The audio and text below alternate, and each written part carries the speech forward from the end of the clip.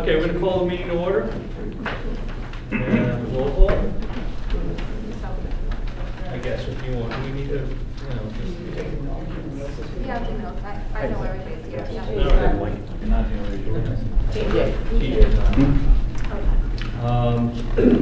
Announcements. We have any new announcements? Everybody wants to put out there? No? Actually, I want to make one announcement. I think it's historical for us non-residents. I'm the first non-resident member to ever be on the commission. So,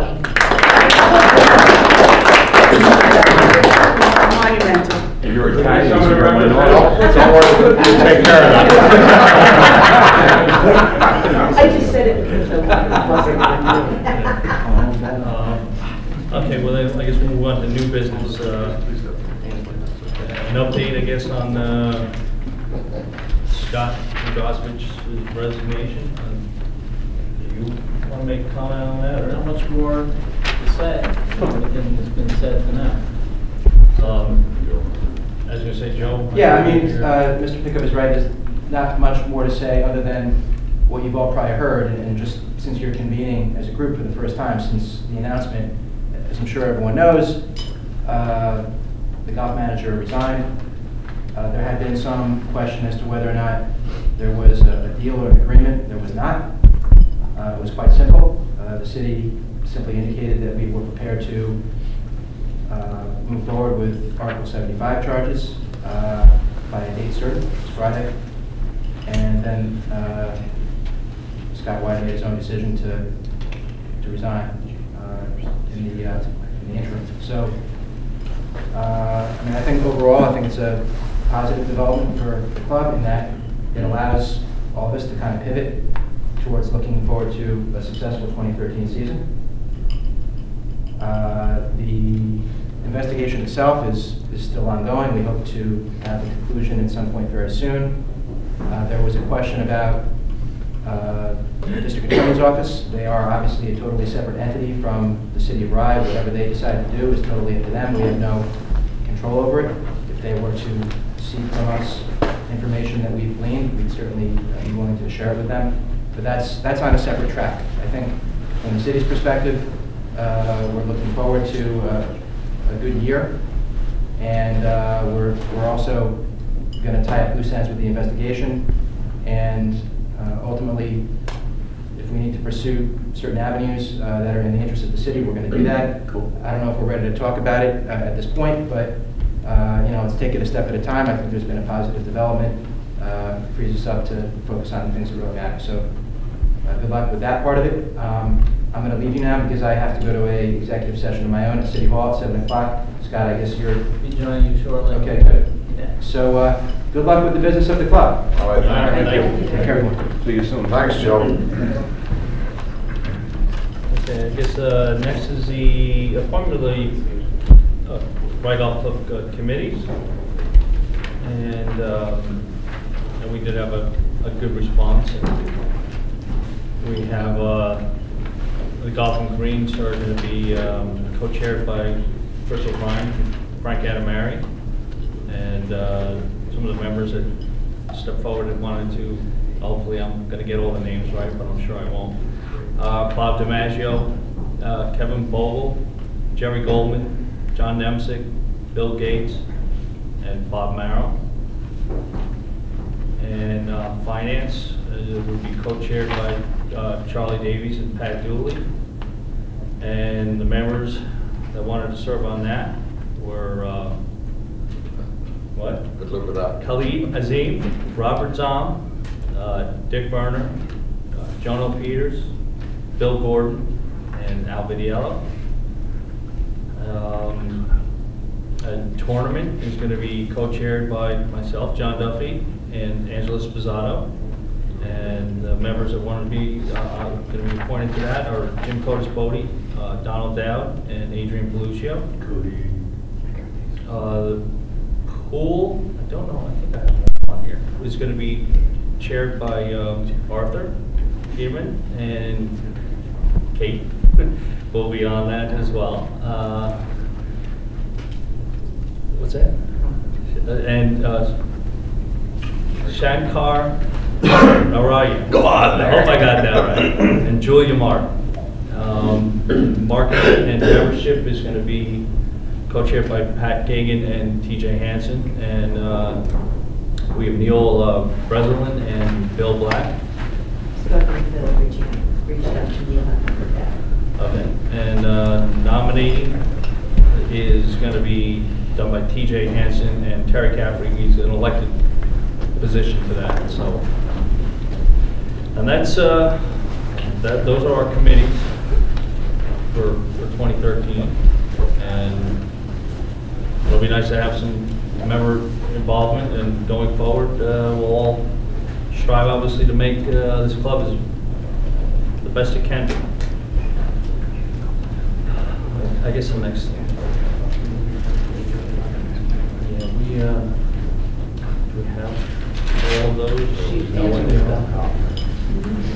Okay. I guess with next item on the agenda is an updating of the 2013 member documents, which would be at this point just what the cover letter, the Well, right now, the update is the applications and the member handbook are done, printed stuff. We're just waiting for finalization on the cover letters, which, you know, with all the emails going back and forth, I guess there would need to be some clarification on something that we wanted to maybe add. So, I think it was just the main point was, well, if you do the date, which we can handle either A on that or B, with bullet email, so we could probably go either way with that. I guess it was on the cover letter, correct me if I'm wrong, I mean, it's on the application, but it's on the cover letter. right, it's stated right now, currently on the application, that First. in order to get the renewal rate, all documentation and payments, well, when we say payments, it's the credit card info needs to be into the membership office by March 1st. After March 1st, you get the new member rate, and any new members, you know, that sign up get that rate, so they're not eligible for the renewal rate.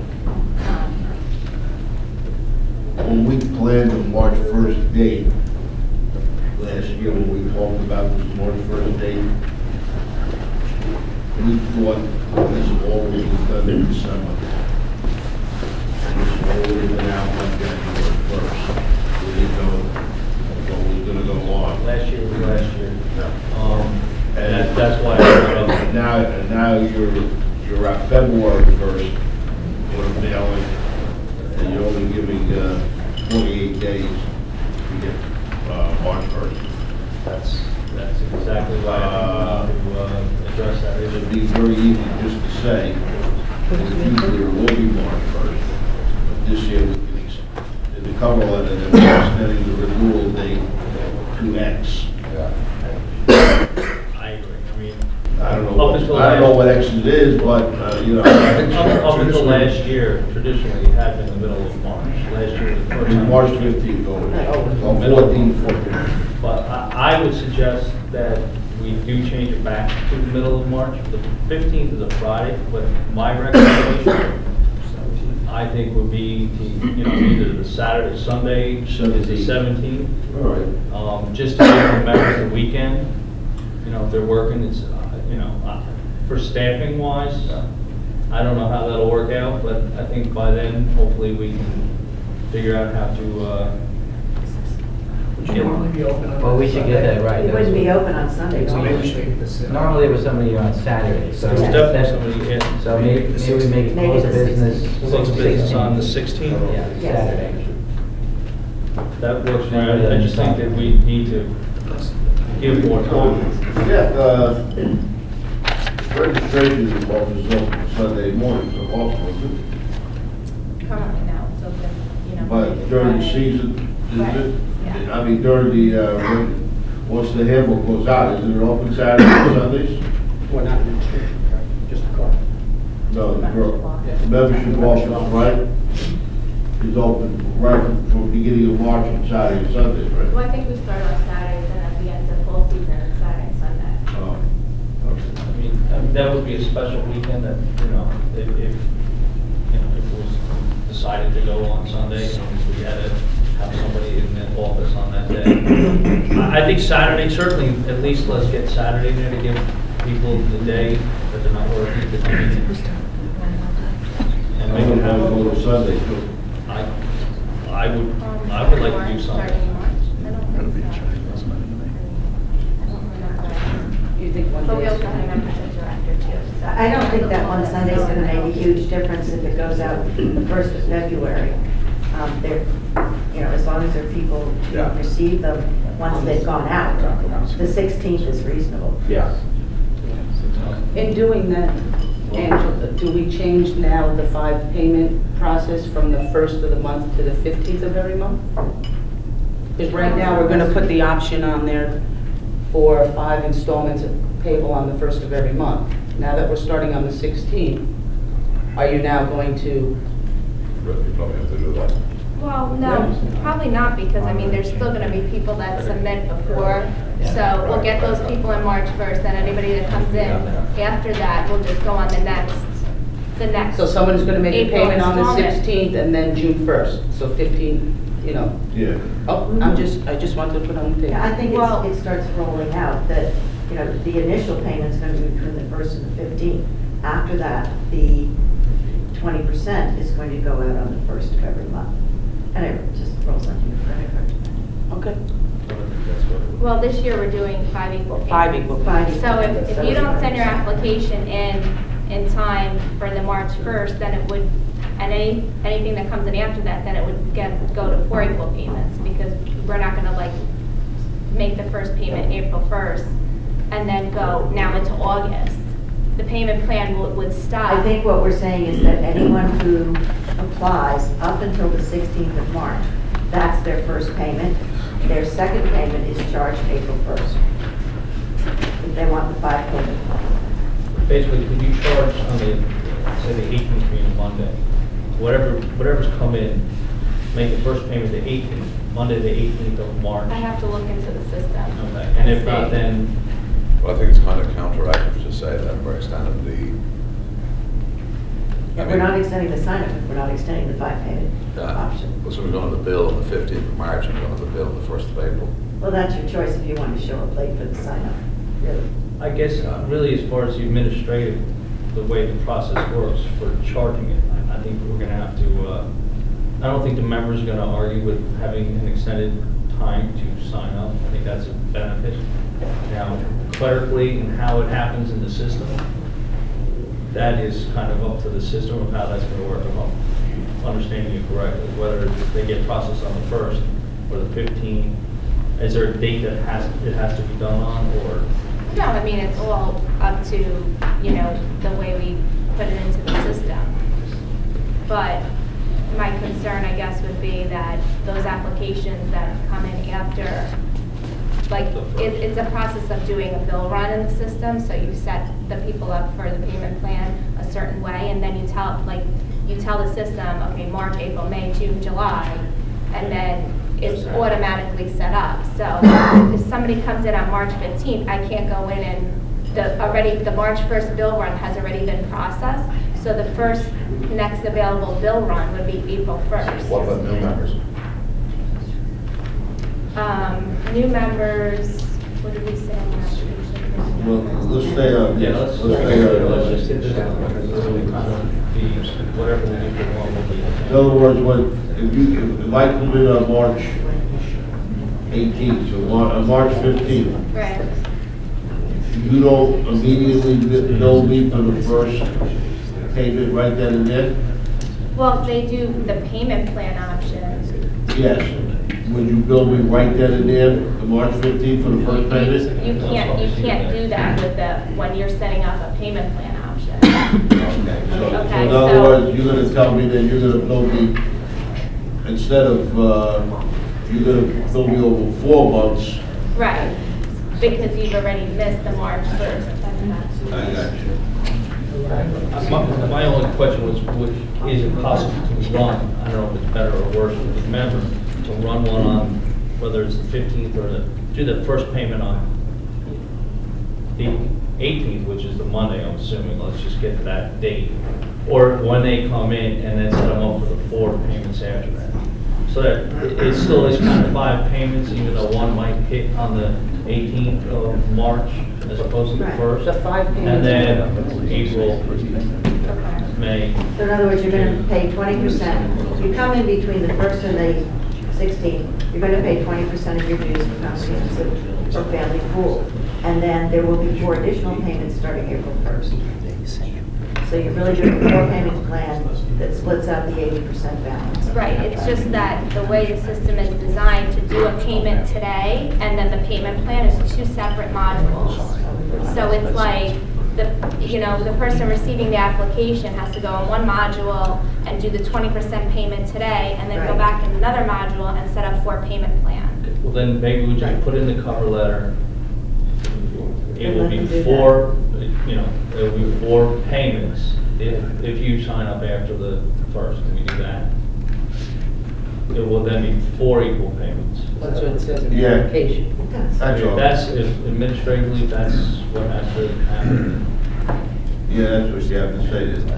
Right, but from a If you system miss March standpoint, 1st, then you're gonna get billed April 1st. It's gonna be 25% of the bill that is, Instead of 20, it'll be 40. Does it make it easier Why that don't we way? start the billing cycle on the 15th, or the last day of renewal, last day, Yeah, so and if we start set the up billing billing cycle that cycles day. for 15. Well, and so on the 15th of every month, from 4 months out, everybody gets billed for every day. I understand, but my only thought there is, are there any expenses that we might incur that where it might have, in our interest to have already collected some money, everybody that does sign up before the 1st? I don't know, I'm just throwing that out there. Well, I mean, the situation still arises, so what happens when somebody joins on, March 30th? They've already missed, so now, and anytime after the first bill run is done, your payment plan becomes smaller. So once you miss the second and you sign up after the second, then you only have 3 payment plans if you choose the payment plan option. Okay. So it gets shorter and shorter. We can't extend it now from 3 to 5, and then we're going into August, So in other words, a September. 5-payment plan if you sign up by March 1st. otherwise Right. it's a 4. It's a 4. Right, basically. Right. Yeah. Well, hold on, please. Bob? I just want to state this to make sure that I understand. So the first payment is going to be due by March 16th, is that correct? For renewals? That's what we're proposing right now. Okay, so if 16%. that happens, is there a downside to making each additional payment on the 15th of the month? Just so it's more, it gives people that extra couple of weeks since you're starting later? What difference does it make if you have let me finish the question. What difference does it make if you end your last payment on August 1st or August 15th? Does it make a difference? That's the point I was just That's what asking it's is, does it behoove us to have some funds in the bank if people sign up early? Now, if we put everybody to the 15th, are there expenses that we're going to incur, early March, middle of March, that the money might not have been collected that could have been collected? That's kind of what we're talking about right now. So you're talking about still making it March 1st, is that correct? I think we're talking about extending the period for sign up to March 16th. Right. But leaving if you elect a payment plan, if you sign up after March 1st, there'll be 4 payments on the 1st of every month. If you sign up before March 1st, there'll be 5 payments starting with the March 1st. Oh, so March 16th is just an extension, but it's not extending the periods to the 15th of the No, it succeeding would, month. as Angela explained, it would mean that the first payment you would make, if you sign up on March 1st, Right. the first payment's March 1st. If Right. you sign up March 15th, your first payment's April 1st. Right. But you only have 4 payments, April, May, June, June, and July. July. Okay. So it'll be 25% each of the following 4 months. Okay. I think that's what you're proposing, right? Yeah. And just some members might want to pay the 2 weeks earlier, so it's open up to the 20. I mean, there's going to be. So if you want the discount, you still have to make your first payment by March 1st. You have to sign up, give us the credit By card March information. 16th. And the credit card information. You The fill the application form out by needs to be March received. 16th, you'll get the discount. I'm sorry? The application and documentation needs to be received in the membership office by March 1st. Well, March 16th, we're not. We're gonna- All right, so, we We're haven't made the proposing motion, that- but the application says March 1st. Well, let me try to clarify everything. So Great. that everybody understands. If we're going to extend the deadline that you have to have your documentation in to the 16th or 17th, that's what we're talking about right now. Okay. The payment plan, if you paid before March 1st, it will be a 5-payment plan. Now, if you choose to use this extended period of time, since we're going to change it, that's going to change the payment plan to, instead of a 5-payment plan, a 4-payment plan. So you'll be charged 25% over the following 4 months. So April, May, June, July, you'd be getting a 25% payment. So it's not going to be the 5-payment plan. But anything that's processed before March 1st would be the 5-payment plan. And when is that first payment due? It's March charged. 1. March 1. So basically what you're saying, if you want to join the club, you have March 1st, you have to pay for The it. first payment would be made if you signed up after March 1st. The first payment would be processed on April 1st. If you sign up before March 1st, it would be processed on March 1st. You'll get the discount. And in You're either going to get the case, discount Either way. you sign up. As long as It's you just a sign matter up of by the how the payment plans are done. Is it 5 payments or is it 4 payments? If you sign up after March 1st, it would be a 4-payment plan of 25% executed on the 1st of the month. So the first one, instead of being March, is now going to be April. Okay, so the reason, I'm sorry, I'm confused because I thought in the past that if you didn't sign up by March 1st in years past, you didn't get that discount. Now you're telling me that you will? Last year was the first year. Right. It was March 1st. Prior to that, it was the 15th. Right. Last year got changed to the 1st. Right now, we're talking about going back, giving the members more time because there's been a delay in getting everything out there. So we're trying to make it easier for the members to sign up, give them more time to get everything done, do what they have to do. But the discount will be basically what we're doing is we're extending the discount date to March, say, 16th. And you'll have up until then to get your documentation in. The first payment would be processed if you signed up between the 1st of March and the 16th of March. The first payment would be processed then on April 1st. And then instead of being 5 payments, it will be 4 payments. Does everybody? But John, why do you want to pay, you want to go on the 5-payment plan, when do you have to pay your first payment as well? Then it would be March, you would March submit 1st. by March 1st. So will the documentation be ready before March 1st? Oh, yes, the documentation is going to go out in, That's all, yeah. you know, Like Monday. probably Monday.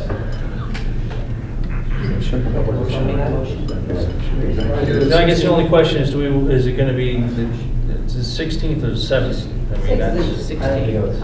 Isn't March 17th? St. Patrick's Day? Yeah. it is. March 16th. 16th, so close of business down on 16th.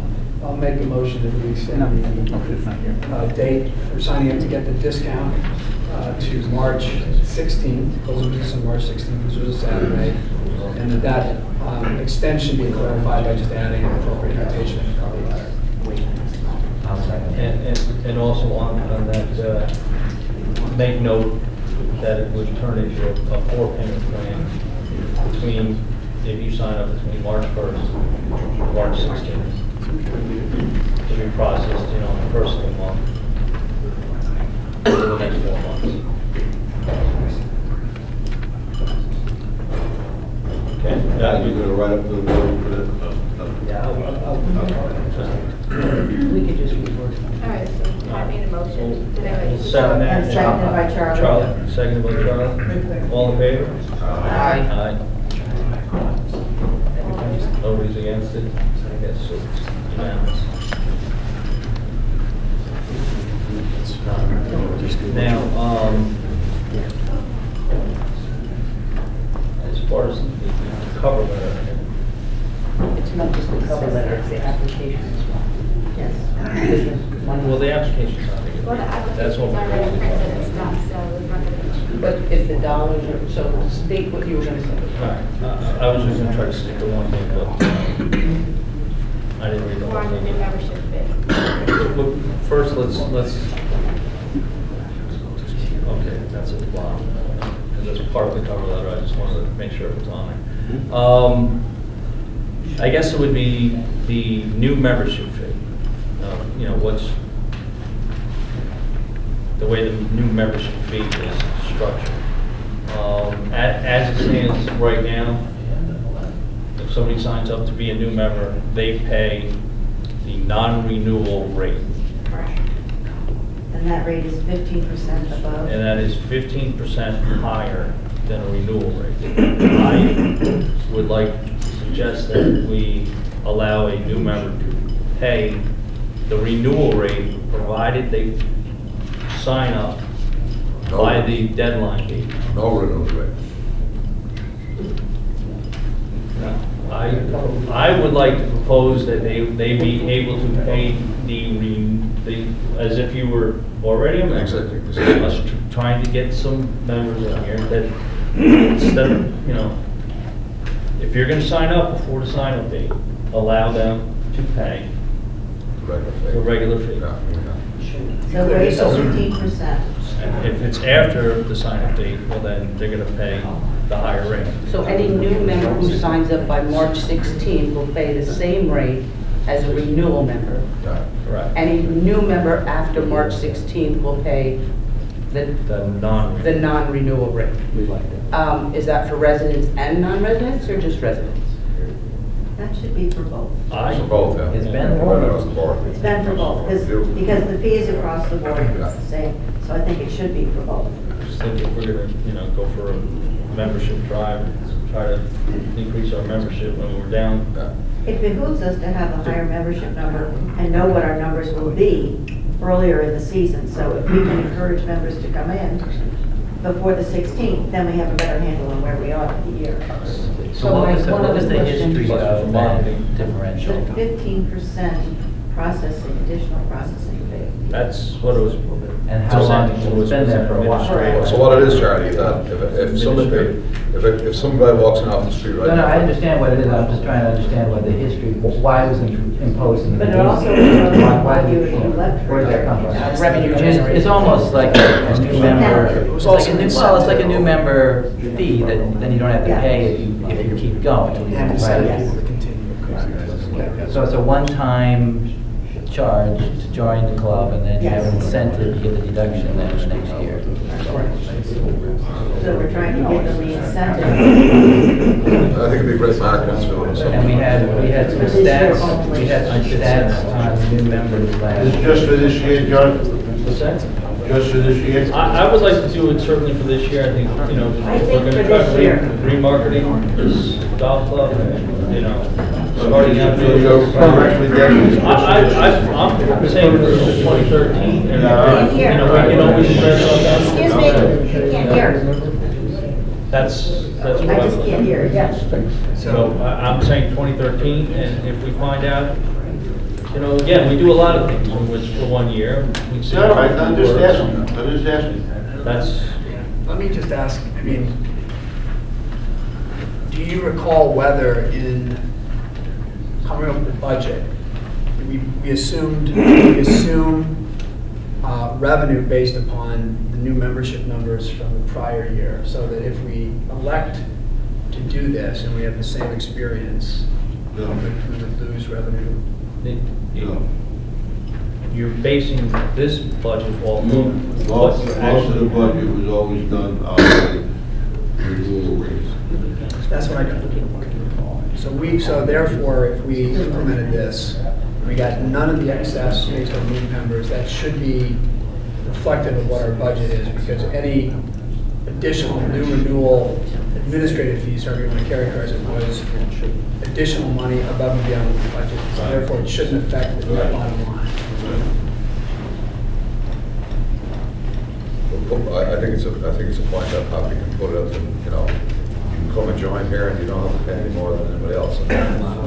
So people that joined last year then are going to be annoyed because then this year if you join, you save the $500. That's providing you sign up by the certain date. I mean, if, I know, I'm just. but most people that would be coming in new for the, I mean, I don't have dates in front of me, but there's no incentive for somebody to sign up early.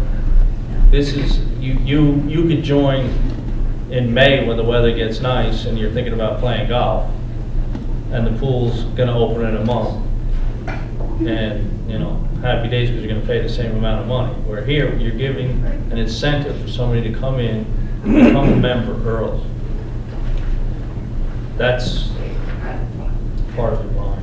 I mean, one of the, And it's for all the, Membership it's drive. across, it's not just comprehensive, it's the whole thing. I would think if you're gonna do it, you would do it for It's gotta be all categories. all categories, because percentage-wise, it's the same thing. Right. I mean, I will, say, again, just to lay out the other side of this, I mean, based on the numbers you had, John, it was a significant number of new members last year. So 18% of our membership was new. I don't know what the dollar amount was. I mean, it's probably not insubstantial, the administrative fee on 18% new members. You could look But at also, that, I you think, could look at that too. when you look at those numbers, I do know those that they're new in a category, but those numbers include those who went Okay. from comprehensive So this is to not weekday new, this golf. might It's be- not a new right. member. So this is not- They renewed in a lower category. And And I think that makes a significant difference. agree with that. If we dig in that data, we find more went to lower categories than were new members. The thing is too, you have a very short window to market new members, because it's gotta come in, they've gotta come in by the 16th. No time so- at all. Right, so we may or may not get an abundance of people in that time, but it's worth, Well, if people market to a few patterns. That's- Oh, yeah, you guys are just making my job so Yeah, easy. yeah. We'll try. Well, so that's what I'm proposing that we do. So I would make a motion that we allow new members that sign up by March The 2013. 2013, that sign up by March 16, pay the renewal rate for whatever category it is, all categories. and resident and non-resident. Should be in Resident, the- That's all resident, categories. resident, non-resident. And Angela, if we were to do this, we already have the forms printed, but we could just clarify this, put it in big bold type since we're going to advertise it. Really, it's really for the new members, right? It's a real incentive for new members. The So we just change the new new members cover letter. cover letter. No, we don't. Okay, so If if you- we wanted to, we could. How do you send out an email to prospective new members? We don't do So we should probably think about putting something in the right garden. We could do that, we could also extend something out to members who have left if we still have their contact information, things like that. Yeah. There are definitely ways which we can talk about, but let's kind Word of of get mouth. through this Yeah. first. And once we pass the motion, I charge everybody sitting in this room to spread it to at least 10 people. We do have a, you know, a referral. If you refer a friend and they sign up, they put your name on the application, depending on the category, you get a Pro shop credit. Well, you can use it in the pro shop. But you can use it at the castle, you can use it, yes, I mean. Hey, if you do that referral and you do away with the original member, the club is taking a heck of a hit, because that referral fee is a pretty good size referral last year. So if I brought a bunch of members in, you're gonna give me a bunch of money, you're gonna take 500 apiece off of them, I think you hurt yourself. Well, I think your membership is reasonable enough the way it is. Now, we need to bring more people in. Well, nobody So knows about it. It's never if been we advertised. do, Well, if we do that's- something that's for the one whole- year. It's never been put That- out there. that's- Put it that's out the there whole thing between is- now and March. It's still Well, a yeah, short the season's window. gonna be It's here by also the time. 16. Yeah, Okay, I mean, you know, it's all we got the after, but we also need to say, we also need to, you know, induce members to start coming in, or, you know. Alright, so, Anybody's in conference, I'm sure has made their arrangements in 13. well, Okay, so Chris so seconded the motion. Chris seconded the motion. So I guess it's, all in favor of extending that, making that happen for the new members? All right. I'm in favor. Anybody opposed? Anybody opposed? Can I just, one question to Mr. Chip? Yo, yeah. What was, in your, since you've been here, what's been the highest capacity of golfers or membership on the golf course, do you know? I don't know. So, I mean, what's our, what can we, what's our Most we capacity? did, when I first was here, probably 35,000 rounds. And I think we're down, what, 26 to 28 in that range? 27 last year. Okay, So we've got room to go back. so we have room. Yeah, Okay. It was 27,000 rounds. Well, you know, the more people joining, more people playing, Right. you increase your maintenance. No, this is few a other good things. question. Okay. Yeah. John, if I was a member here for 13 or 14 years and I bought a house in Rye 2 years ago, I couldn't afford to join 2 years ago because of this $500 administration fee, as they call it. And 7 other members I know were in the same boat. If there's another economic downturn or something happens, will this plan that you've just put into place now continue forward? Or will it always be not $500, we can't join? We can, you know, that's something we can change. I mean, nothing is, we don't have to continue to do it, and we don't not have to continue. We're doing it for this year. Right. We may decide to do it next year. Right.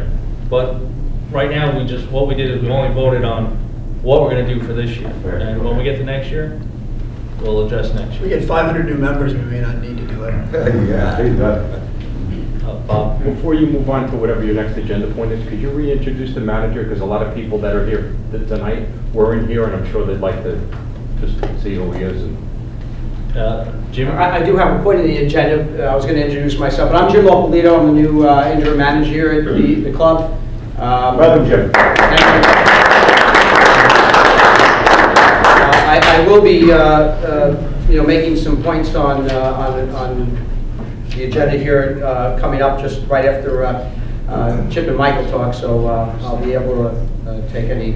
If you want to ask me a question, I'm happy to. But I'm available after the meeting too if you want to talk to me. So if you want to get more information about who I am, I'd be happy to. Thank you. Well, I guess that does bring us to our next agenda item, and that is the update on the 789, Chip? Yeah, I contacted the wetlands consultant today. We're really at the same place we were at the meeting. They're updating their resubmittal to DEC.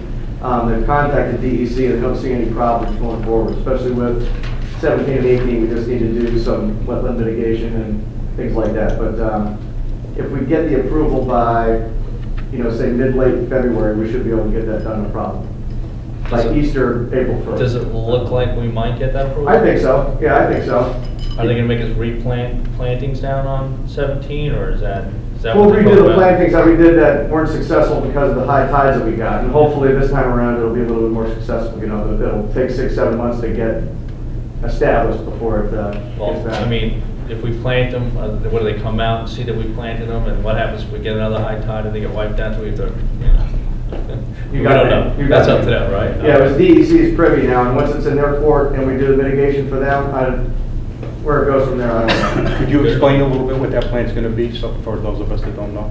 What's On that, 17 and 18? Originally, 17 and 18, the work is done. Originally, we wanted to do an irrigation pond down on the 9th hole, but after doing some water quality tests, it's too saline. There's a lot of tidal departures where that would be destroyed, and we wouldn't be able to use it for irrigation. So instead of doing that project, we needed to get approval to work on 7 green, 8T, 8 green, and 9T because it's in the wetland tidal buffer. So we're under permitting right now to get that work done. And that's what, like new stamp traps and stuff? Yeah, as far as, like number 8 green, they were concerned about changing the buffer sand because it's in the tidal wetland. They don't want any elevational change at all. So they just want to get those practices established that we're okay to do that in the tidal buffer. Thanks. So. And also, that would be to be able to maintain it. That's right. Oh, right That's now, right. we're not even allowed to maintain it according to. Yeah, we're kind of getting the specifications on what is done down there, and what gets done down there is getting approved to be done this going forward. We're okay to do it now, so. All right, well, thanks, Chip. Mike, do you have any update for us here, or? There's not a lot, it's January, but we did paint the golf shop. It came out pretty good. If anybody's around, want to check it out, love to have you. We're working on staffing mainly for next year. It's going real well. We got a lot of the same faces coming back, and a couple of key important positions we're working on getting some new people in. And what I can tell you is you're going to see a positive change in attitude with the staff. It'll be a friendlier place. That's pretty much all I want to say about that right now. We're going to be doing some work down in the car park, cleaning it up, getting it ready, and that's pretty much it. When do you expect the tournament schedule to be ready? That's another thing. We just got the tournament schedule appointment, the tournament committee appointed. You have actually been emailed about an hour ago. The tentative tournament schedule. I believe the chair is going to be calling a meeting next week. Hoping maybe we can meet. And we'll go over every point in it and talk about it. You just got it, by the way. Yeah, that did. So you can ask Go out. yourself, In fact, ask actually, yourself last night question. I did send it to everybody. I mean, you got an hour. Commission as well. Everybody should have gotten that too. Well, Jim, I guess is already. Well, if I can defer my notes to G so we can get past that, E, I'll comment on that. Okay, I guess I'm kind of in both lines there. that's true. Yeah. Gary, do you have anything for the board? I mean, the only thing that came up in our last meeting, we kind of kicked around the whole lifeguard thing.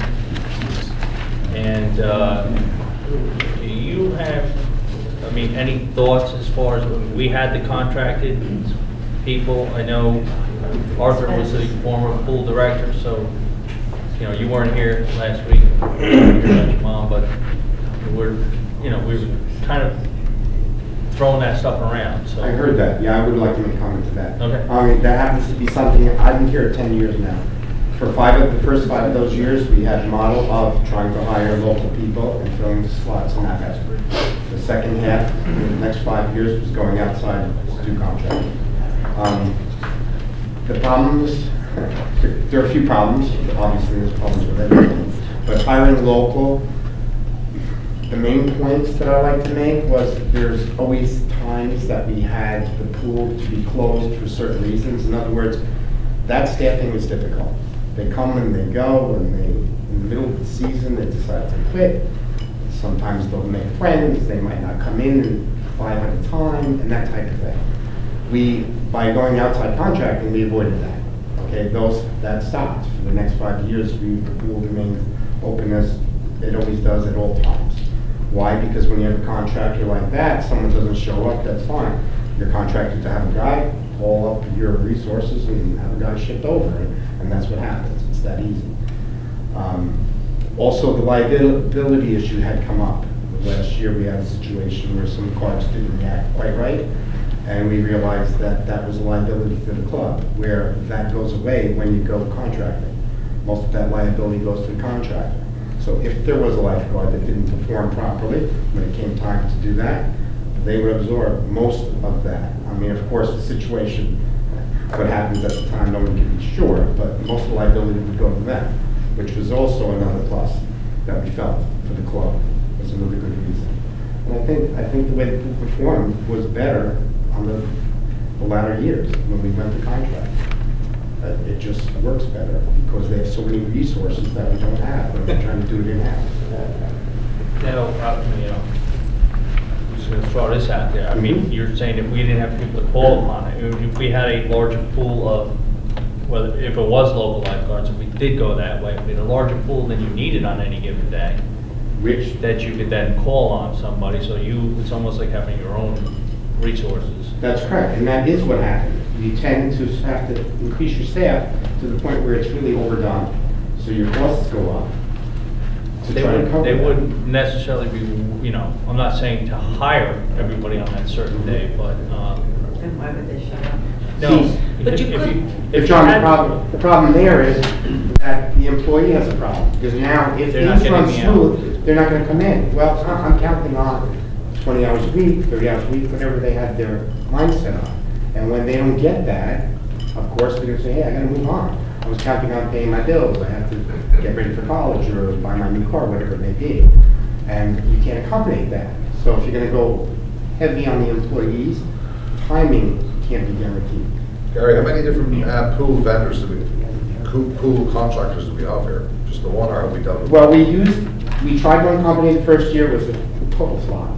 Right. Then we found this company, and through the next 4 years, massaged it to where it worked out very well. Right. Because of the situation that happened this year, Scott Pickup asked me to rebid the situation. Okay. So I did. I contacted 2 other companies. There's not a lot around, but I did get 2 to respond, 2 to come out, see the place, go over it. Okay. And I'm waiting for their bids to come in now. Right. It should be in any day. All right. Okay? So then we're going to sit down with So 3 we've bids. gone with the existing pool company that were here originally and a different pool company.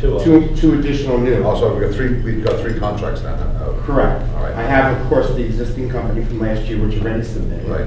And the 2 that have come in, that are about to be here any day. I mean, I know there was a couple of issues from people at the pool that these kids they couldn't speak English, they weren't coordinated Correct. members and stuff like that, so. And I had a problem with that myself, Yeah, and that is an yeah. issue. I think at least one of these new pool companies gives me the impression that that might go away. Right. They're gonna use a lot more local people. Okay. Now, that's also another thing, John, that I have done in the years.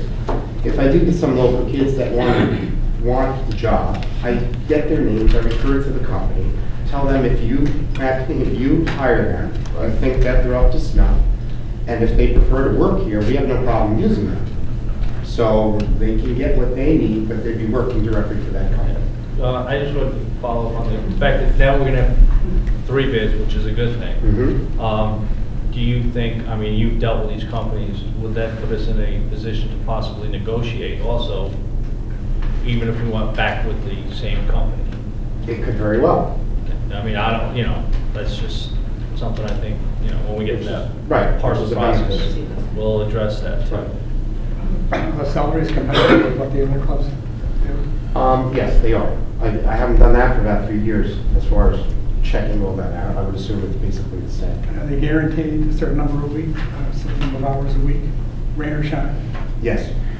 That's, when you go contracting, that's the deal, yes, because you can't predict that. And what happens when they go back to college or leave early? What do you do? That's their problem. That's why I've never had a You never had that problem. problem You at see, all. that went away from me, and that is a huge issue at the end of the season, as you well know. So the thing is, if we have members' children who want a job, Mhm. the best route to take is to send them to whatever agency we use, Correct. and we can employ them that way, so it kind of, it's a So you win-win. sort of win-win, right. Right. And it's their burden to, they're the experts. Right, and they'll make get sure that paid, they're- they get their They can do benefits, what they whatever. need to do. Right, Right. okay. John, over the years, I've run a number of pools, as some of the other people here know, and I've seen this modality is the best by far. Outsource it, let them do it. You can get the benefit of having the locals employed through the company. You don't have the issues that Gary just pointed out, where the kids just take off on you. And anybody who's run a pool, as Art and I have over the years, know the kids in Westchester are spoiled. I don't want to go there. So since we have, I can say that, my son worked here.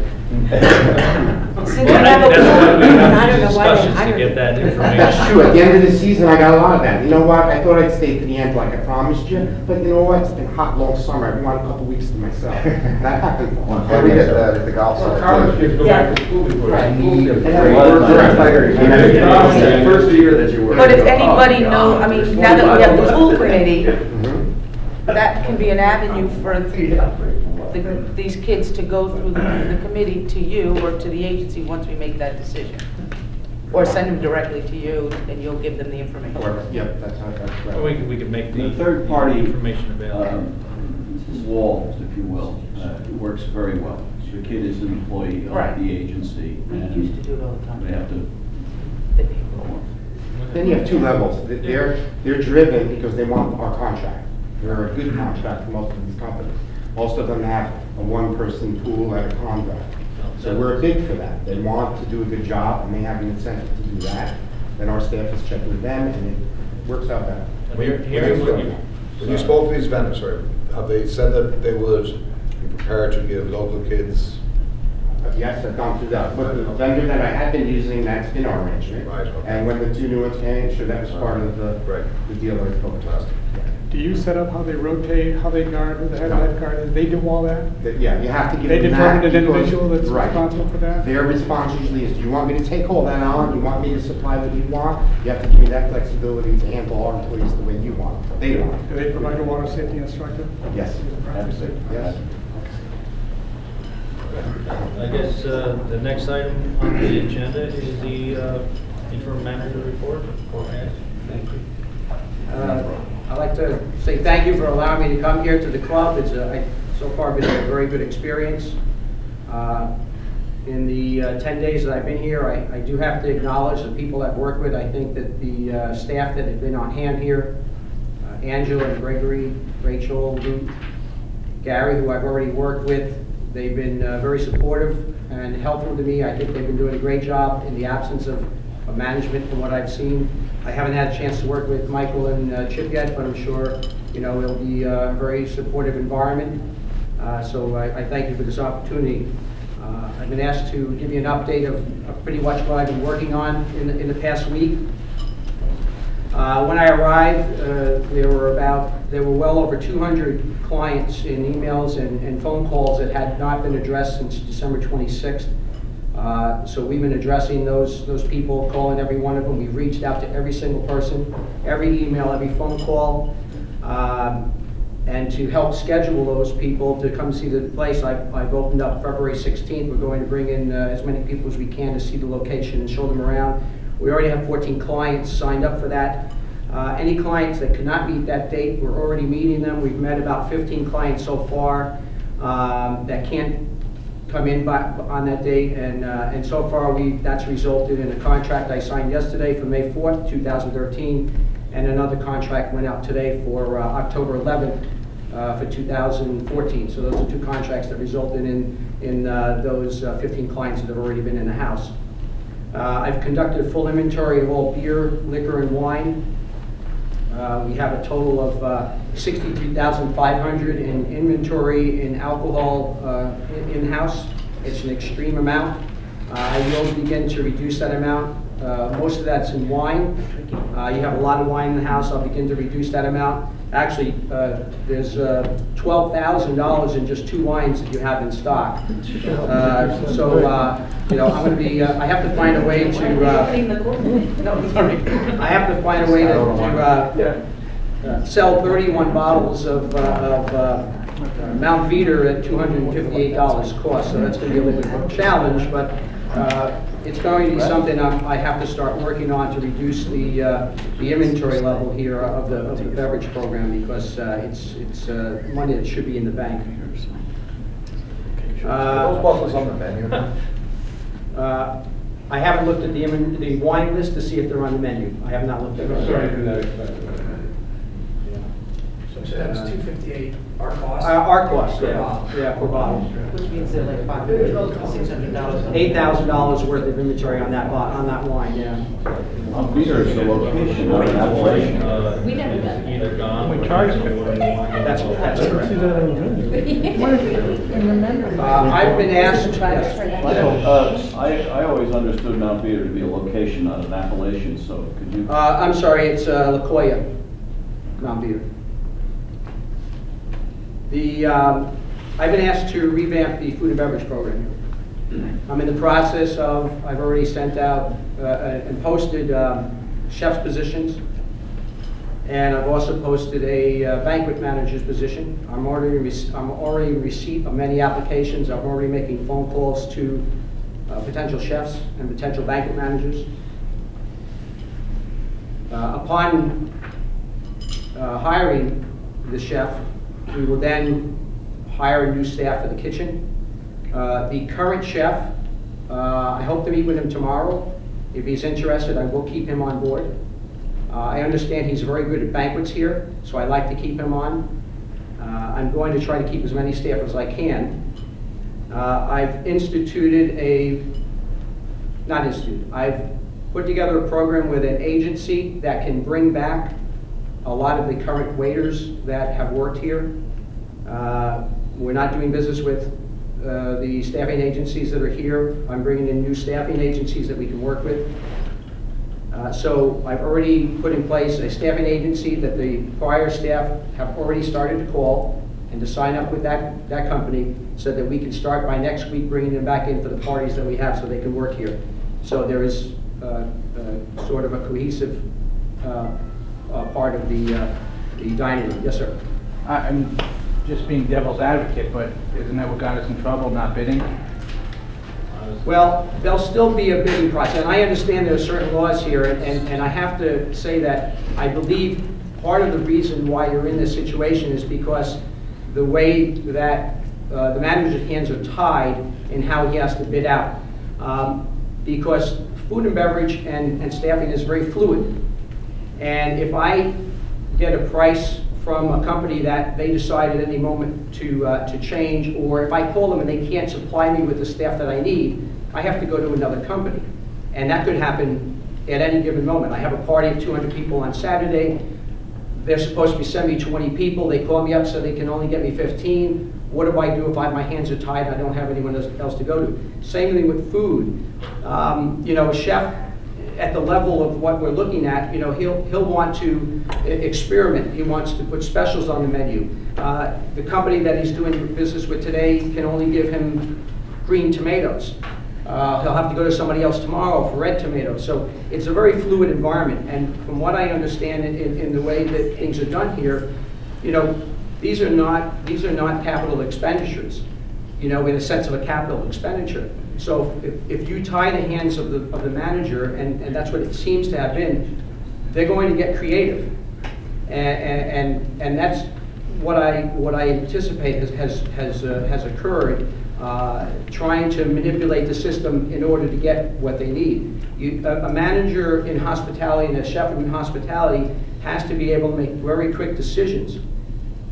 So while I realize you have things in place, I'm going to do everything I can to get that bidding process done properly and have bids on the people that I go to. But for instance, if I need 3 staffing agencies and I have to bid to each one, and each one I have to put in a value of about $300,000, well, now you're going to think that I'm putting out a bid for $900,000, where that's not the case. I'm putting out a bid for $300,000, but I'm going to decide who I'm going to use on any given moment. 2 vendors I'm looking at right now. One is providing me with staffing levels that we already know because they're the people that have worked here. And they're giving me better pricing on a good portion of those staffers. Then I have another agency that is a very high-level agency and very expensive. And I hope that sometimes we'll have an event that comes in here that says, you know, I want model wait staff. Well, this company is model wait staff, so I want to have that available to me, so that if someone comes in, they want, you know, a certain type of environment, that I have that available to me. So in order to do that, you have to have multiple purchase orders for similar amounts, and understand that that doesn't mean that you're going to add them up. It just means it's going to be spread out throughout the year, and all of that's going to change depending upon the business. So, you know, I don't know how those things, or if those can be changed, but understand I'm going to follow the rules as best I can. But please understand that if there's a question on what I'm doing, you're welcome to come into my office and ask me why, and I'll show you anything you want. But it's fluid. I need to be able to manipulate things to make sure that every event is handled the way that the client wants it to be handled, that the food that we're bringing in is the best price, because every week prices change. You know, a case of 36-count iceberg lettuce one week can be $12, and next week it can be $36. And if you go to another vendor, it might be $24. So, well, if I'm signed up with one company and I can't do anything else, you're paying $36. So that's where the fluidness in the environment needs to be understood. I think the main thing really is, like you said, if somebody wants to come in and ask you a question why I did what I did, transparency was something that was lacking. If we as a commission asked a question, a lot of times the answer was, I'm the manager, that's my job, and that was it. Well, there is a certain amount of, you know, the general manager should be able to run operations without constantly being questioned, and there are times when meetings can be set up, you know, to certainly discuss it. You know, as general manager, if a member came in and said, you need to fire that person, you know, the general manager shouldn't have to fire that person. There needs to be a reason, there needs to be a coordination of effort of why, there needs to be a discussion with that employee as what they're doing wrong to help them.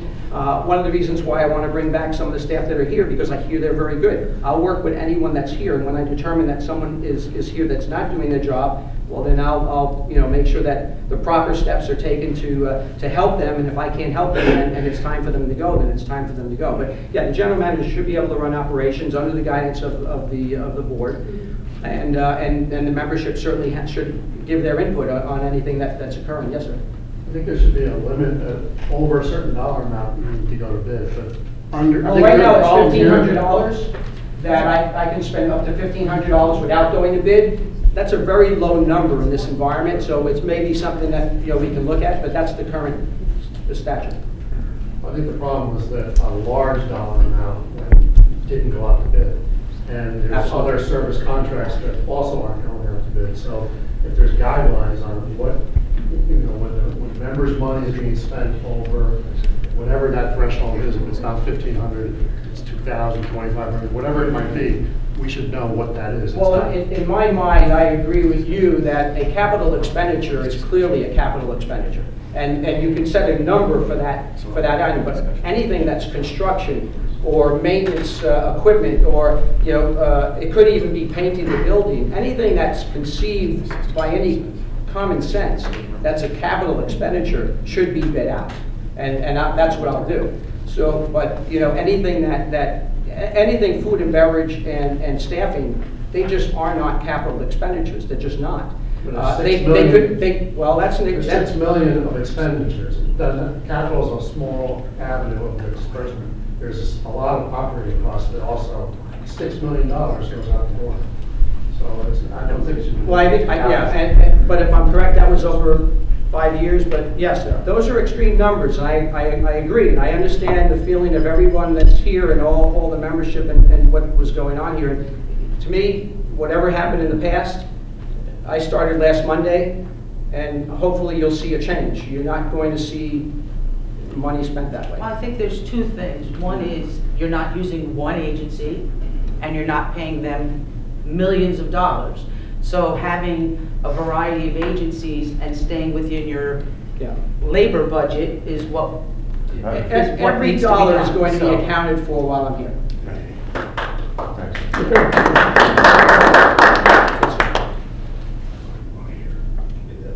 Yes, Michael, can I just ask you, what does a large organization, say Abigail Kirsch, do to offset the vagaries of purchasing you've just described to us?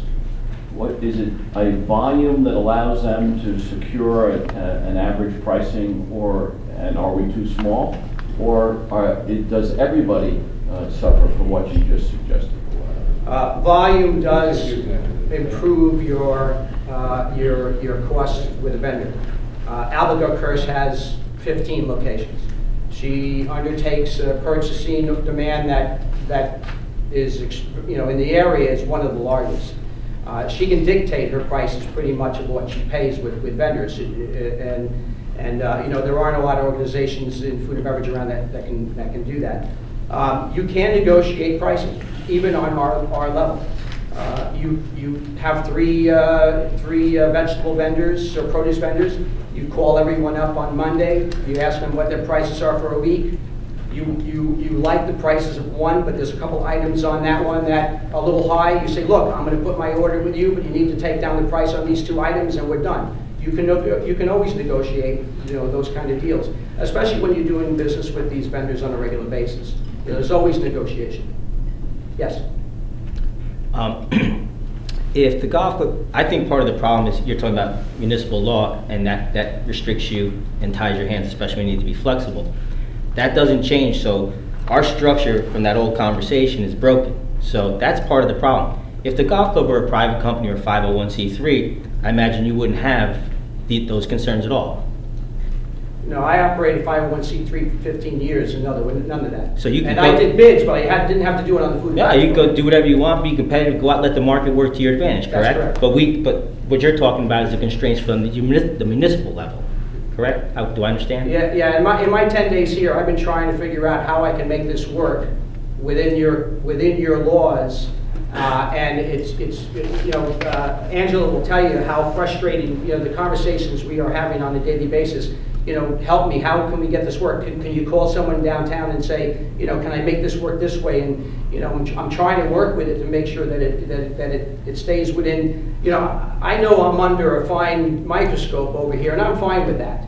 You know, but, you know, my plan is to go out and ask the powers that be is is there some leverage, are there waivers that can be put in place that can allow us to make some changes here so that we can be competitive, and in turn, we can save you a lot of money in what we're spending here.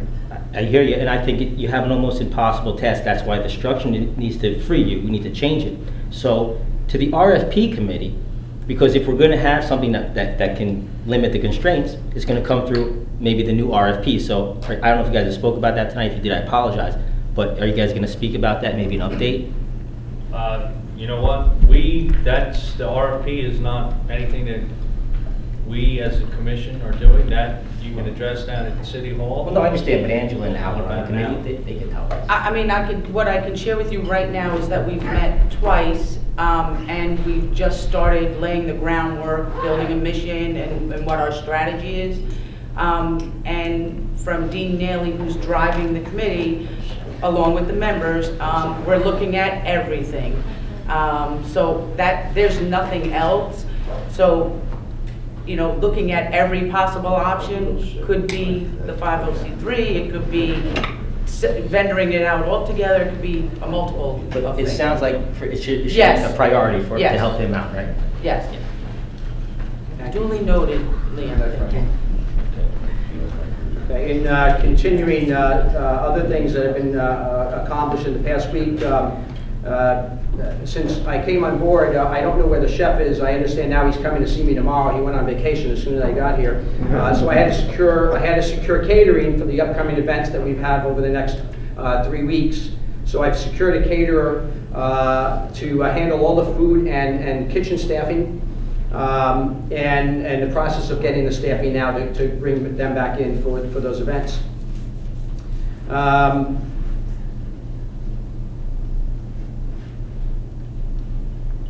And the only other thing that I'm currently working on is lighting vendors to light up the entranceway of the castle, so that you have, coming up the drive, we're looking at some vendors to come in and give us some bids on putting in some lights. And I'm going to do it kind of in 2 ways. I'm going to have some bids come in, and this I consider, even though it's a small capital expense, a capital expense with, you know, with RFPs. And I'm going to have vendors come in and give us proposals if they do the job, and then also proposals if we do the job, and then have the city approve the work. Because I think between Gary and Chip and I think the 3 of us have enough knowledge to do electricity connections and purchase the units ourselves and put them in, and then have the city, if there's an avenue for that, to have them come in and inspect it and have that process. And I think that'll save us a lot of money if we can do it that way, above and beyond. So I think that'll have a comparison to do that lighting 2 different ways, and we can decide which way we want to go. Do you have a design for the lighting, Jim? No, actually, I want to see what the 3 vendors or 4 vendors that I'm working with come in and have them kind of give their idea professionally, what they think.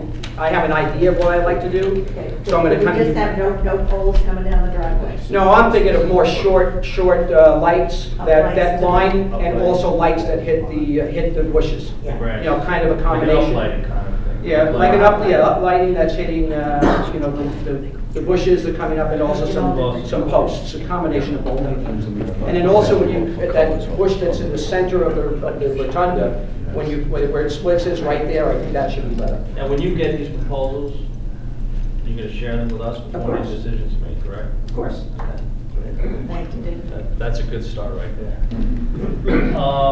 Okay, do you have anything else other than that? That's all I have. Then I guess the next thing on the agenda is a plan for the Whitby grand opening. Is that what it is? I Well, think that's just something we wanted you to know, talk about, like maybe what we could do. Well, I cannot tell you when we can have a grand opening until I get a chef. Yeah. Moving along, my plan is to have a chef in here by February 11th. That's what I'm trying to ask the chef. Now, it could happen, it may not.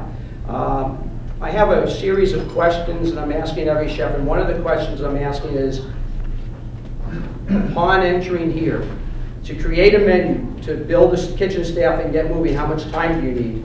And I'm asking all of them if 2 weeks is enough, and so far that each one of them said they can do that. Well, I think 2 weeks might be possible, and I'll help them do that. So if I were to get someone here by mid-February, we could open up by the 1st of March. That doesn't mean we wouldn't be able to do a party. We can still do a party, because even if we don't have a menu set and the staff complete, we could probably still have an opening party in February. So my plan is to have an opening party in February as soon as I can, but I won't know that until I have the chef. So I have to update you on that as that goes on. Jim, I had one thing, since March 1st is a sort of a big date for membership and the rest, one of the things we discussed was a bar menu. March 1st is a Friday. So if there could be a big re-entry weekend, you know, the new bar menu on a Friday night, a Saturday night special, and, you know, a new brunch or something for Sunday. And then we could run membership tables at the same time, so that there are people coming in, memberships being signed up at the time, and, you know, really do a bang-up job with it. Because then we have lead time for some advertising. My attention right now is certainly focused on getting a chef in here as soon as possible. And it's getting the food program up as soon as possible. And I'm working as hard as I can to make sure that I do meet that time frame. Okay, because if you and I can coordinate, then we get a little PR done and membership at the same time. Yeah, and as I said in our meeting last time, opening correctly is more important than. You know, basically, we're trying to open up a brand new restaurant. I mean, that's you know, that sometimes takes 3-4 months. You know, we're trying to do that in a very short period of time. So, although some of those components are already here and ready to go, but you know, I'm working hard at it. Really appreciate it. All right, I guess the next thing on the agenda is the Rye High School golf team requesting to use Rye Golf Club from March 11th to June 5th. Yes. As we always have. Why do they have to pay? That's something that we've done for the last number of years. Is it's a nominal fee that they pay if they were going to go somewhere else. It's $1,000 is what they've been paying. They pay other activities, other sports have expenses. So the swim team So pays they do to hockey or they do swim team, or they do any of that? do other, There's a fee at all. Mike, do you know if other clubs charge their Some do, some don't. high school teams? But we also have Rhinebeck High School if they want to do it, because that's our city too. Yeah. So Rhinebeck can come here as well? We've had Rhinebeck, we've had the Past 3 years. girls team, And the girls. the girls, the boys, Rhinebeck. Okay. In my senses, I think it's not a huge fee, but it is a. I'm assuming the school district pays for it, so they don't collect it from the kids. Is this No. the same time frame as last year, Stan, give or Yeah, take? these are football teams too. I didn't pay. It seems about. No, you Yeah. have What did they full say? field you practice. About the same time frame. What is it from when to when? March 11th to June 5th. Yeah, they start out on temps. If the weather's right, they'll be out there. Yeah. Okay. Then I would make a motion to allow the team to go out and practice here from the 11th to the 5th. And obviously, they have their matches, their home matches. I would assume nothing's changed. All right, second it. Second it? Charlie? All in favor? Aye. Nobody's opposed? I don't think Chris would be in favor. Okay, then I guess the next thing would be old business. We've got to clarify the discount fee program that we did last year. Yeah, so last week, we approved the discount program for golf. That was not the most current, and we talked about it in preparation for this meeting. That wasn't the most current package or price.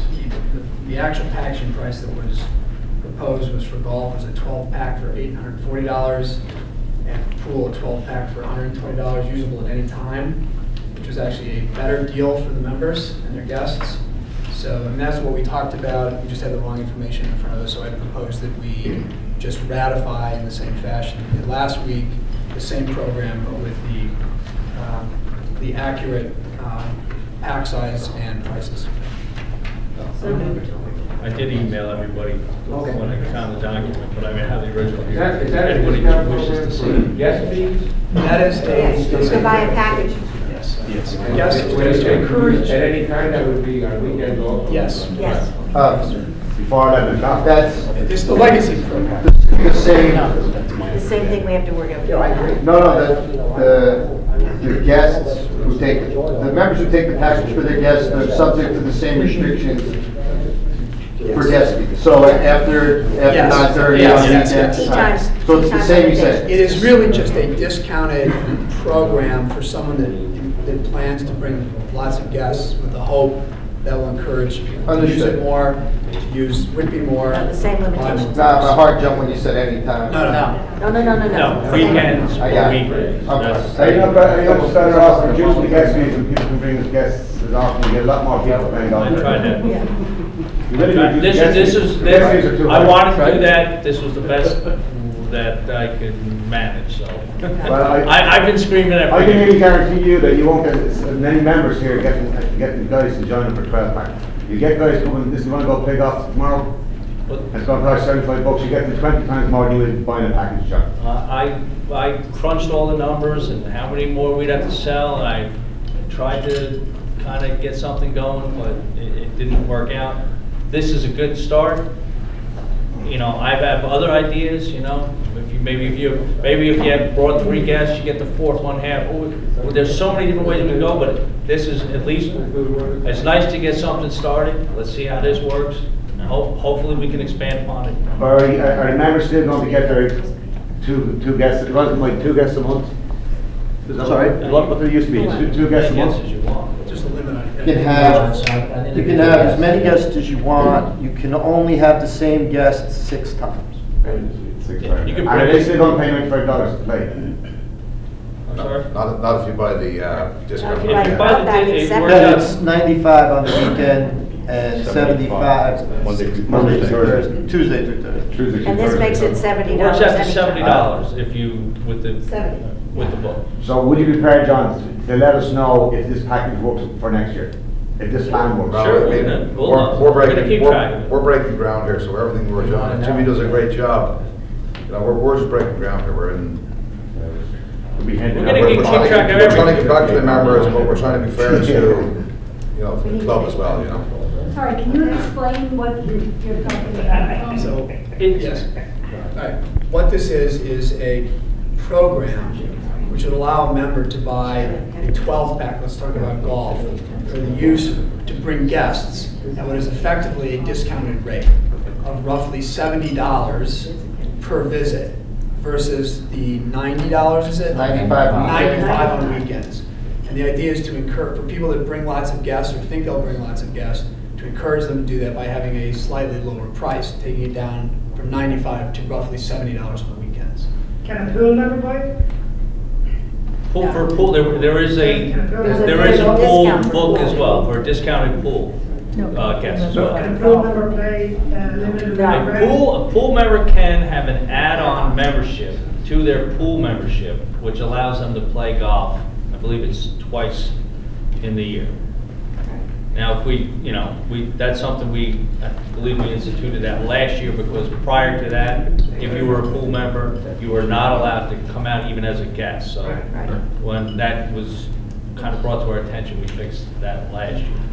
So that still exists this year. And if you're a golf member, you can have an add-on and it allows you to visit the pool. So. This really doesn't change, like, whatever the rules are about who goes to as a guest and when and how many times. All it does is mean that if you buy this, it's going to be less expensive. What about during the week? This program can be used either during the week or on weekends. It's obviously a better deal economically to use it on the weekends because the fee is higher for guests on the weekends, but it's the same fee. It's just, it's just one book. It still would cost you less than it would should you bring a guest during the week, but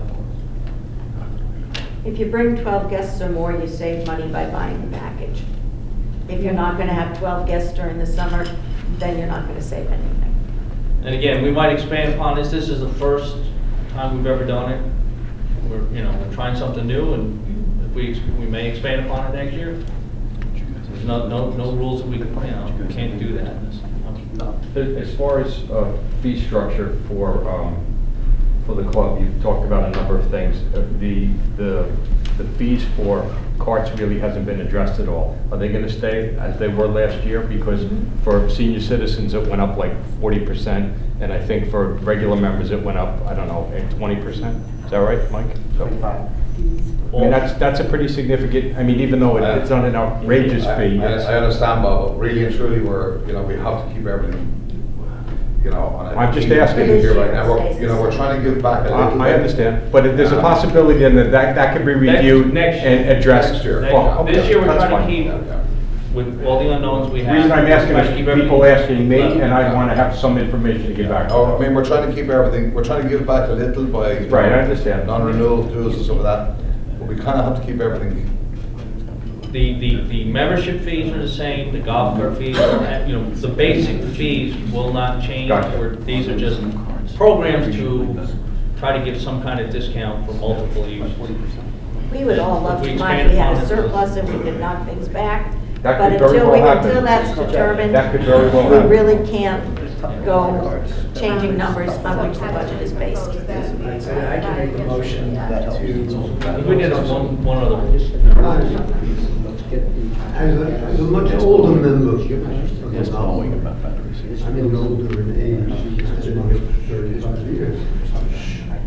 Eliminating the Monday play had a devastating effect on senior citizens, because many of us wanted to play every other day.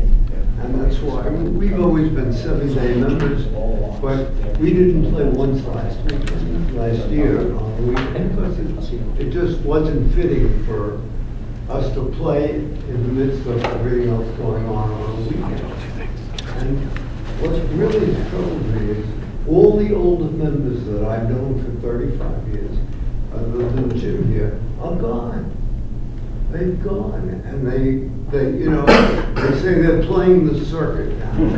And we did try playing the Saxon with the summer. It's not like playing skier. And I hate to give this up, but last year we played 20 times at a fee of about plus $8,000 plus. That's about $200 a round, or $400 plus a round. So it just, what I'm trying to point out is that I think you could make more money and keep more people here if we made that much more accessible. That is, being able to play every other day by having Monday as an alternative, or even Monday afternoon, half a day, just so that, the course is basically empty during the week.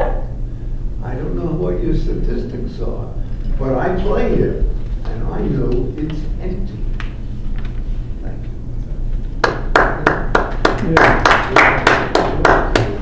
There are a couple of seniors around. If I could, I'm just curious, since we don't host outings here on Monday, why the course is closed on Mondays? Well, we do have a few outings, and that's something that this. Very few. Gonna continue. We have a few outings. At least we had a few outings last year. That is something we're going to expand upon. I think there was a lot of, let's say, price point issues, I think, that we had in the past for all different types of events. So that's something we're addressing. And I think going forward, we're going to work on getting more of those, more events. I think a lot of these things were crammed down our throat by our old manager. No, I'm just curious, what the reasoning is for the course being closed? I would personally like to see the golf course open on Mondays. Maintenance was an issue, right? It was a cost reason, it was maintenance reasons, it was everything. That was one. The maintenance The club being closed was the main reason. The what? The club being closed to reduce costs, that's the main reason. To reduce costs. I mean, that was all stuff that was implemented by the guy that But this is a new year, So and we have a team that's going to work on making things different. So there is a possibility of having every other Monday or Monday afternoons. It's just, we can't say yes or no yet until we see. Look at that possibility. Yes, Yeah. oh, absolutely. The more golf we can play, the better it is. So you've been John for a while. I brought this up maybe, I don't know if it was in October or November, this is about the Monday play, but Chris used the phrase, we're going to be breaking ground here. This club played Monday for what, 40 years, so it's not something that's, we don't have historical data on. But we want to encourage new members. And I think last time when I was here, I said, you know, for every 10 members we get, because we open up on Monday, if we use $44,000 per member as an average, and these numbers are just approximate, that's, you know, that's $40,000. I've talked to a few members, ex-members that used to play here during the week, and when they started closing Monday, they left. A lot of them played what we used to call the Calcutta. And these are senior guys, and a lot of them are encouraged that if they open up here on Monday, some of them are going to come back. And that's new membership. So that's for every 10, approximately 40,000. If you rent 10 carts on Monday, that's at $20 if we use that as an average. That's $200. There's about 30 Mondays, say, from 1 April to the end of October. That's $6,000 probably in cart fees. You need a cart guy, and you need a starter. Now, we have used a starter out of the clubhouse here the last part of this season. And Mike is here, and he can talk about this, but I'd like to finish first. So we could use a starter just running him out of the pro shop on Monday, and we'd have to hire a cart guy. The other guy will have his day off. And if we use $100 a day, over 30 Mondays, that's $6,000 in salaries. Of course, that's just an estimate. And that'll be offset by the cart rentals, which at 10 every Monday is about $6,000 for the season.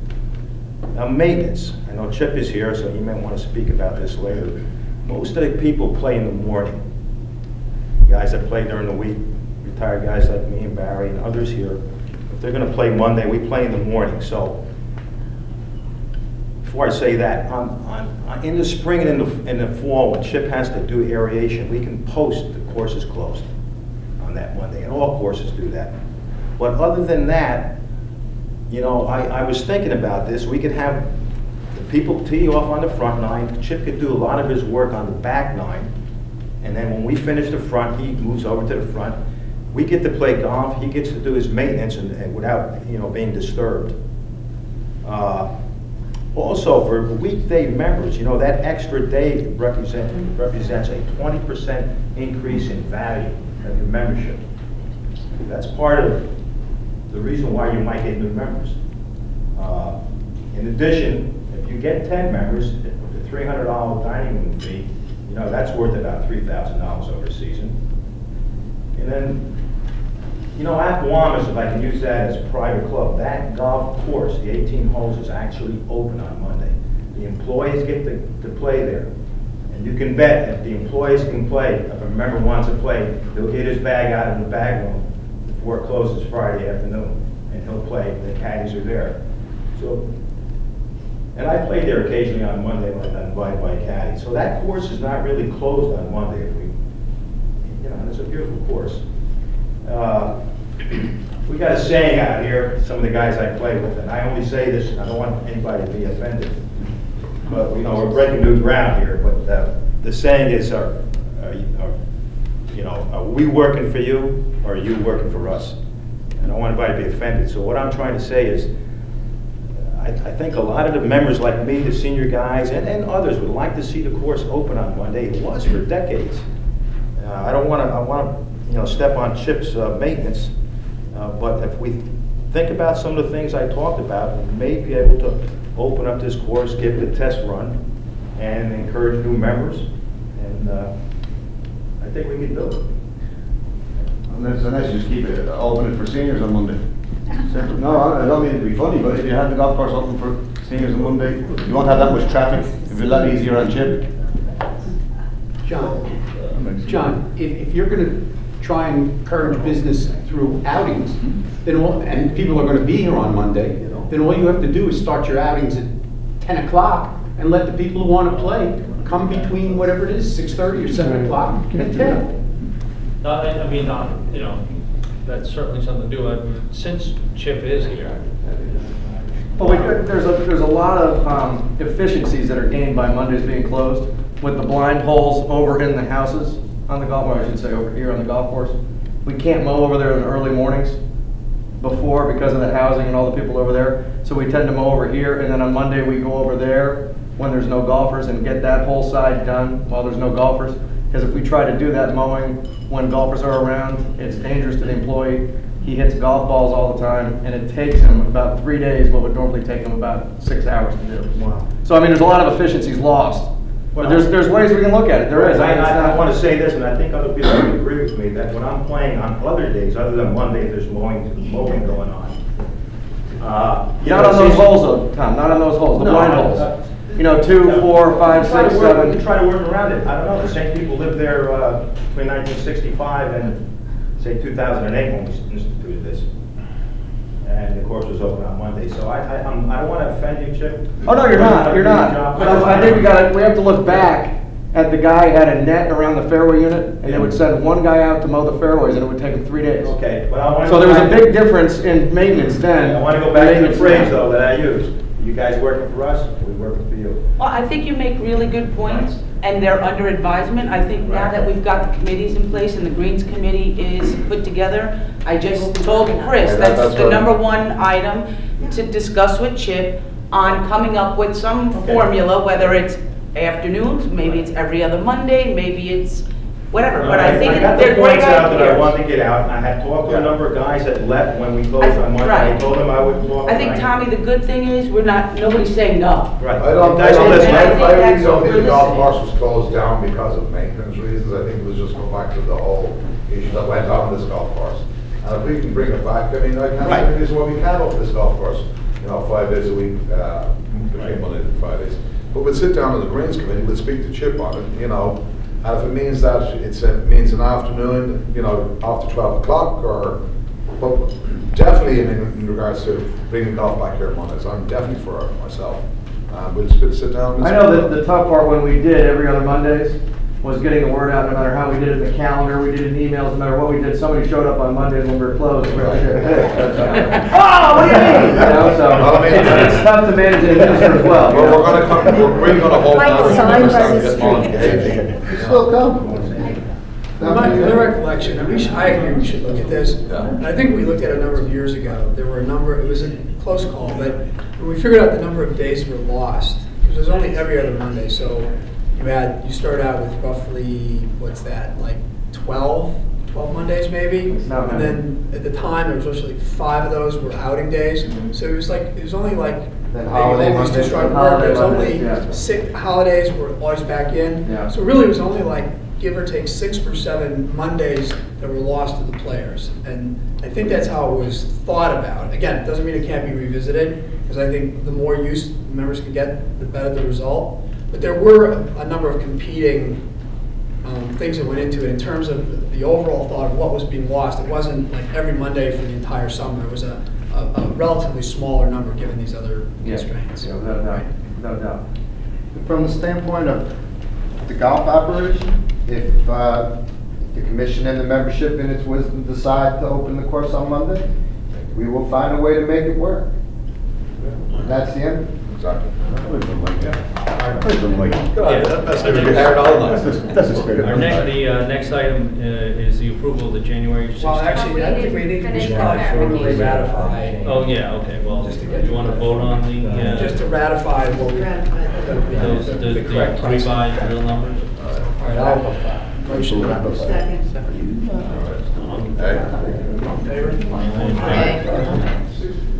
Angel, you know what that is?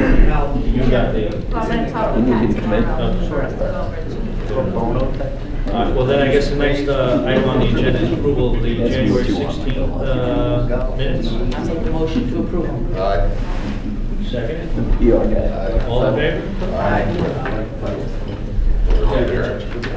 All right, there's only one other thing that I wanted to talk about, which we did talk about in the previous meeting. It's something we can think about again for marketing, was we thought about possibly opening up the golf course in May to people, to get them out here. And Chip and Mike were at that meeting, and Chip expressed that he thought the golf course would be in great shape then, and I think an idea like that as far as marketing, if we do something like that, an open week or 2 weeks or whatever we end up deciding, I just think we should keep that thought going forward, you know, especially for marketing. Mm-hmm. To, again, try to get another membership drive going in Yeah, that I think we're respect. gonna assess where we are as of the 15th of March, and then see whether we need to tack more again to golf and comprehensive, or start focusing on pool and. I just think that, you know, having something like that to allow people to come in, see what we have to offer. Mm-hmm. And they might play once and say, you know what, this is a good value, great course, I didn't realize it was this nice, let me sign up. Well, one of the ideas that had been discussed, circulated and talked about, was that we would start I'll be calling Helen Gates over. Yes, I'll be calling Helen Gates at the Rye Art Center, because I think our signs are abysmal, and I thought we could start a Rye citywide contest to create new signs for the Whitby Castle and the Rye Golf Course, and the winners could receive a 10% discounted membership. 2 and 3 could be dinner for 4 and dinner for 2 at Whitby. It would get us some PR. We could involve the art center to help jury, and it might create a little excitement and get us something attractive out there that would say, yeah, I'd like to go in there. I just had a thought about that. And I two signs hanging right out here on the Post Road US 1. Oh, yeah. Why not put a third one up there that's very visible? It says taking application for golf membership. You got traffic going by here 7 days a week, 24 hours a day. And you do that for short money. First of all, I'd like to thank some of the commission members that have been very diligent in the last few months. I commend you and I thank you for your job. You did a great job. Going forward, I would like to see some type of identification for all the employees that work here, be it Chip's staff or Mr. Ippolito's staff, that their name and where they are, if they're in golf operations or if they're in beverage service. I think this, once again, would be full transparency. We know who these people are and where they belong. I think a little small tag would not hurt. I think that's something that would be a very small investment, but at least we would know who we're dealing with where, in either the pool, the golf, maintenance, whatever. I think it's always nice to be able to call someone by name. Yes, by their first name. And if there's a problem, you can say, well, I had a little problem with this individual, and you have a But I first think and a even last name. positively thinking, if you refer to someone by name and their name is out there, anyone is going to respond a little bit better in whatever situation. There's because they have a job accountability, to and do. it looks very professional, Right. in my opinion. Okay. Yes, I'll call it. I can assure you that's part of my management program. I feel very warm just. It's a cold evening, you make me feel warm. Now, Lenny, can you wear a Well, It's so good for a while. Lenny, that's because the heat's up in the room. Could be a dress up. Do we have any, What he said, we haven't heard. Yes. I've been here since the 60s, believe it or not. And this is all new and refreshing. And some of these people on the commission are the reason that this is, the last 3 or 4 months has been what they have. You guys did not give up. There's more smiling faces. As well as, also like to recognize Leon as well. You guys did not give up the course. I applaud you and I thank you. It'll be a new free membership for Lenny. And he wants a 10% And now discount. we charge him double now. With that, let's go eat. all right. That doesn't mean I'm gonna play golf with you. Wish you happy birthday. I'm the Italian that wish you happy birthday. Any members wishing to be heard on non-agenda items? Or any? I'm referring to the Rye Golf Club Commission responsibilities document that was approved back in 2008. And I'm assuming that this was written by our ex-manager. It was. And it certainly determines basically the way you're supposed to operate as a commission. I'd like to know what's going to be done about this document in terms of being updated. I think there are a lot of things here. I've been to a lot of meetings, and I think I have a lot of recommendations about the way you people run your meetings and operate in this commission. And I think you need to have more than just an advisory capacity. You need to decide what this group is going to be in terms of its relationship with the city council, and how we're going to run, with the term limits, attendance records, all these things, how you select your chair people, There are a lot of things in here that really need to discuss openly with the membership and recommendations made, so you people are more in charge about what's going on here, not the city council. Jim, that city council meeting started about 15 minutes ago. We gotta be down there. That is the place to bring it up. Because Well, they are ultimately the ones, we need to, I would like to rewrite the charter. I think we should get something together. Well, I think we'll have to recommend this to whatever group you're working with, Angela, about this whole document has to be seriously looked at. Yeah, no, I think we need to. It needs to go to City Hall, Jimmy. It needs to be redone. I think it should come from this group, though. I think you've got to, say the membership is requesting that you people are more actively involved in what's going on here. Jimmy, City Hall have got two obligations to do, to the Rye Golf members and the Rye Golf Commission. We need Mayor French and his people to come down here and explain to each and every one of the members in this golf club what has gone on here since 2008. We also need Mayor French's people to turn around and give the Rye Golf Commission a little bit more authority here. They spoke about audits they had here back in 2010. I know that. I hope that anybody sitting beside me on this table didn't know about this report. They were never circulated here. Yeah. They knew about what was going on here in 2010, and they never came back to us. So it's time that the Rye Golf Commission and the Rye members, right, know what's going on here. I would recommend you have a meeting here with those people, so we can all come to that meeting. I would request that they come here, and that's why I'm going to go to City Hall tonight and say to them. So if we can adjourn this meeting, we can go down to City Hall. Can I just ask a question? I hate to go back to Scott Y, but I'm just curious, and I want to ask you guys, because you guys would know. He was vested. My question is, was he, and I don't know how many years total he's been here, but, yeah, 10 to be vested, but was he vested on January 1st of this year, or was it last year? The timing's very important. 10 years? Huh? To close out his 10 years of work. Correct. Did January 18th, so now he's got the 10th year, now he gets retirement from the city of Rye? It was, if you counted, technically it's 11 years. So this would have been his 11th year? Yes. No, it was his 11th. I think 2012 was his will get 11th. worked out. I mean, we don't have any control. 2012 was his 11th. John, I believe the city manager mentioned the idea of a liability policy with insurance companies that possibly get some of the money that was missing back. Is there any truth to that statement? That's not going to happen tomorrow, but yes, I mean, that's something else that, with the ongoing investigation, that was one of the reasons why, I guess it's been said, we don't also at this time still don't want to impede any process as far as any compensation we might receive as far as that goes. So. But the city is looking at avenues to, through insurance, to reclaim anything that might be covered by a policy. I would say something, but it's on camera, I'm not. Okay. I missed my opportunity in the membership part, but I think if you're building your client, you want to build up membership, you should really consider having a junior membership, because that's the future of your club. These kids that get out of college and can't afford to join.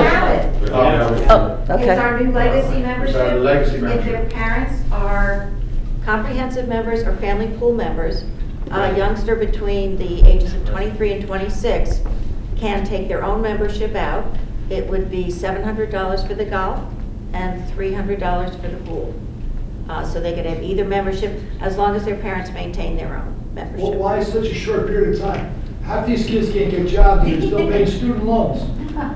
We're starting it out, Lenny, we're starting it out. We're not saying you Make can't it larger and reduce it, instead of making it smaller and try to expand it. I mean, give these kids a chance. They spend more money than we do. They have friends, they have girlfriends, I think you're missing an opportunity there. Well, they'd spend more on here.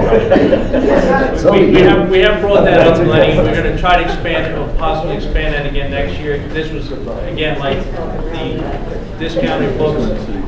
First, we're expanding into some of these new. Bob. The document that Coach was talking about, what's the name of that document? Is it a chart, or what's it called? There's two parts to it. Yeah. First one is the Rye Golf Club nominations, elections, and voting eligibility document. And the second part of it is the Rye Golf Club Commission responsibilities, which was approved back in 2008. The other part has been revised because we had the new nomination program. So This was set up by City Hall? apparently, because I don't believe these people had anything to do with it. It's ratified by the city council, and Coach, City correct me? Clerk. No. Can you get that document off the city website? Because I think it's on the city website. It I should think I be. got this one at City Hall, but I think it is on. You the went in and website. asked for it. It's hard to find on the website. Okay, well, there's so much on it. No shocker. All right, I guess. I'm sorry, I forgot one thing. Back to the announcements, just so everybody knows and you can tell everybody, the commission meetings are posted on the member website. They are the third Wednesday of every month at 7 o'clock. No.